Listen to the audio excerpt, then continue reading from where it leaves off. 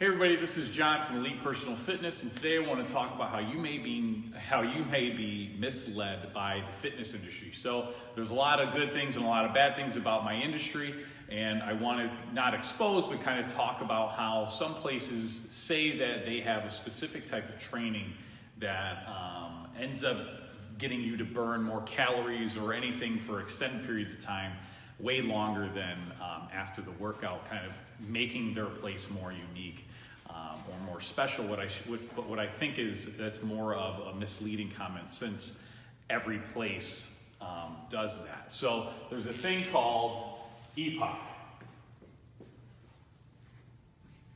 Okay, I learned about this in college. This means excessive post-exercise oxygen consumption. Okay, so after you exercise, and it has to be a strenuous exercise, so after intense exercise, which is pretty much you just working really hard, your body's trying to go down to homeostasis. So it's trying to, think of it like a car. You run it, you drive on the highway, then you park it. It has to cool down. Your body's kind of the same way. It has to work hard to bring yourself back to home base. So where you started before you started the workout. Now, this takes, in your body, a lot of things are fueled by oxygen. So whether it's getting fuel back to your body, so recovery, or just your body just bringing itself down, has to work harder to bring it down. Okay, so people jump on this and say, oh, you can burn extra calories, your metabolism will go up to 48 hours after that. Now, there's no one can kind of agree on how long that actually takes.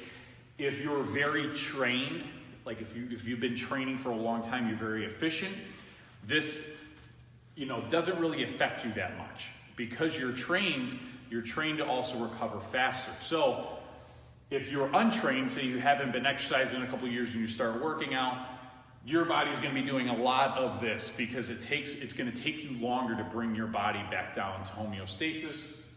If you're trained, it probably is only going to take maybe an hour or two max, depending on how hard the workout was. It's going to be way less compared to like a 24 hours. But if you're untrained, it'd probably be up to 24 hours where you can get an increased caloric expenditure out of this. And even so, it would probably be only from 20 calories to, I would say, on the high end, and this is like you're very untrained, maybe you just started training, you have maybe 6 months under your belt, and you're going hard in a workout. Now, the type of training doesn't really matter. So as long as it's intense and you have short rests, that's really what it comes down to. So it's not that it's very specific, oh, we only do this. It's everybody does this. So it could be lifting weights and then taking small breaks in between, but just going really hard, pushing yourself, maybe increased weights with less time.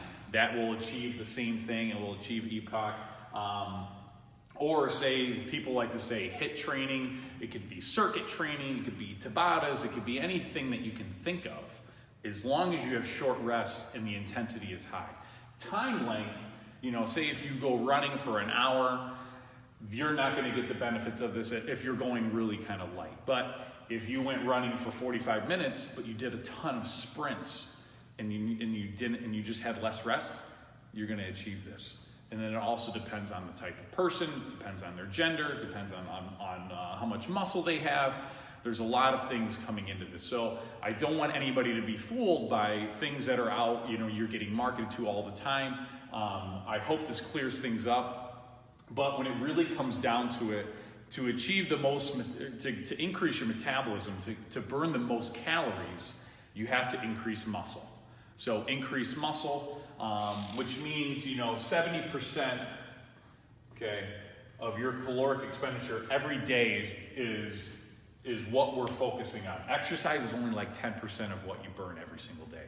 But the 70%, which is your basal metabolic rate, we have to increase that to make the biggest change. So if you increase muscle mass, you burn calories all the time. You don't have to worry about something like this if you're building muscle. Now, it's not like getting huge and jacked, but increase the muscle mass for you. If you increase a couple pounds, the 70% of the calories you burn every day will be higher, and that will be more effective. So I hope I cleared things up where, you know, somebody doesn't have a special formula. It's just working hard. So if you go out there and you just start training hard and you go shorter rest, you're going to achieve Epoch, which will help you burn a little bit more calories, but it's not going to be a home run like, say, increasing your basal metabolic rate with increased muscle would do. So if you guys have any questions or you want to talk about it, please comment below, and I'd love to talk to you about it.